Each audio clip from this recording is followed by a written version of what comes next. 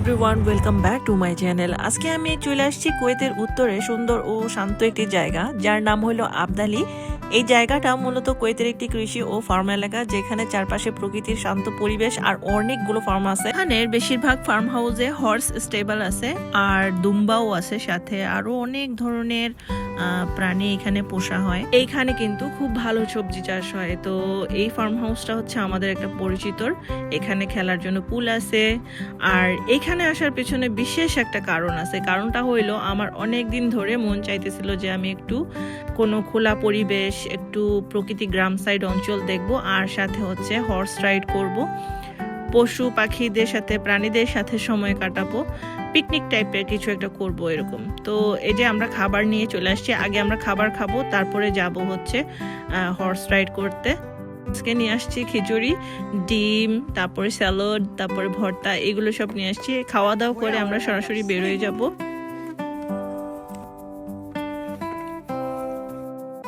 Horse ride করার আগে আমি ভাবছিলাম যে স্টেবলটা একটু ঘুরে ঘুরে দেখি। তো এখানে আসার পরে যেটা বেশি আমার ভালো লাগছে, খুব ইন্টারেস্টিং পার্ট, সেটা হচ্ছে ঘোড়াগুলোকে আমি আগে দেখি নাই, তারাও আমাকে আগে দেখে নাই, কিন্তু ডাক দেওয়ার সাথে সাথে এমনভাবে চলে আসছে মনে হয় আমাকে অনেক বছর ধরে চিনে। আর আমি তাদেরকে আদর করতেছিলাম, একদম খুব সুন্দরভাবে আদর নিচ্ছিল আমার। যখন ব্যাক করছিলাম তখন আমার দিকে তাকাই থাকতেছিল। তো আমার এই মুমেন্টটা যে এত ভালো লাগছে, আর এটা আমার লাইফে একটা মেমরি, আমি এটা কখনোই ভুলবো না। অনেক শান্ত এটা ঘোড়াটা, কি ঘোড়া। বাই। প্রত্যেকটা ঘোড়ার সুন্দর সুন্দর নাম আছে, উপরে লিখে রাখছে এখানে, যে তালতিনি, প্রিন্সেসা, তারপরে হচ্ছে জিঞ্জার, তারপরে ব্যানহুর, ওয়ান্ডার। ভিতরে দুই একটা ঘোড়াই ছিল। এখন বাইরের গ্রাউন্ডে চলে আসছি, that mean it's time to ride. So যেটার জন্য আমি অনেক আশা করে এখানে আসছিলাম, কিন্তু এখন আমার মন পাল্টে গেছে। এখন রাইডের চেয়ে বড় জিনিসটা আমার কাছে হইলো আমি তাদের সাথে সময় কাটাবো, তাদেরকে আদর করব। আর রাইড তো করব অবশ্যই, তার আগে আমি চাইতেছিলাম যে তাদের সাথে একটু সময় কাটাবো।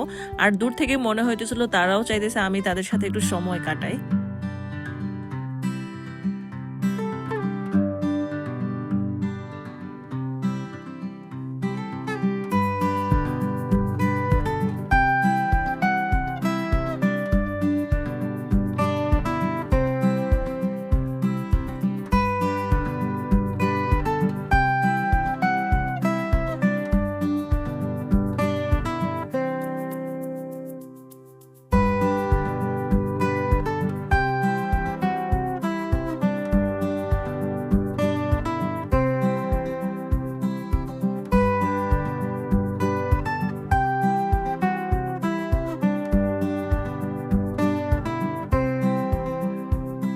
ফাইনালি ঘোড়ার উপর চড়ে বসছি। মাত্র 2টা রাউন্ড দিছি, তাও একা দিতে পারি নাই, কারণ আমি খুব ইমোশনাল হয়ে যাইতেছিলাম। আমার কাছে মনে হইতেছিল আমার জন্য তারা কষ্ট পাবে, কারণ আমি একটু হেলদি।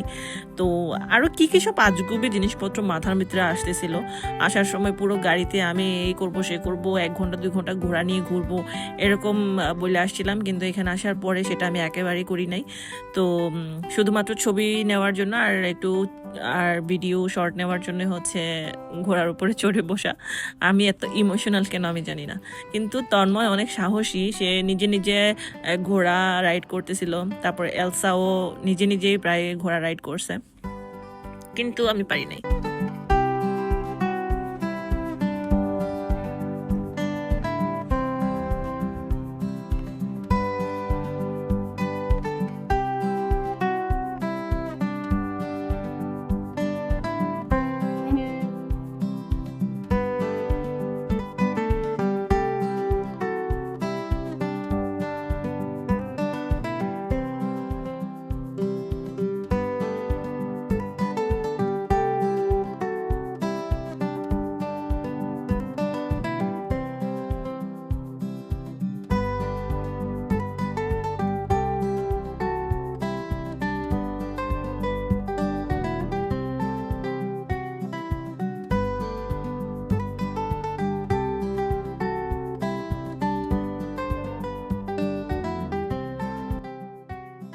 টপে ওঠার পর অঞ্চলটা একটু ভালোভাবে দেখা যাইতেছে।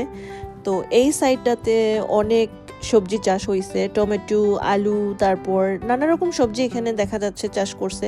আর এখানে যারা চাষ করতেছে তারা বেশিরভাগই বাঙালি আর ইন্ডিয়ান। আজকের দিনটা আসলে আমার কাছে অনেক স্পেশাল হয়ে থাকবে। এই দিনটা আমি কখনোই ভুলবো না। আমি ফার্স্ট টাইম এরকম সময় কাটাইছি, এরকম সুন্দর একটা ডে আমার লাইফে আসছে। তো এখন যাবার সময় একটা চা খাবো। এখন আমরা অলরেডি চাও নিয়ে আসছি সাথে করে, অনেক ফেভারিট একটা চা আমার পছন্দের, কার্ডেমম টি। এইটা আমার কাছে খুব ভালো লাগছে। তো এখন আমরা চলে যাইতেছি।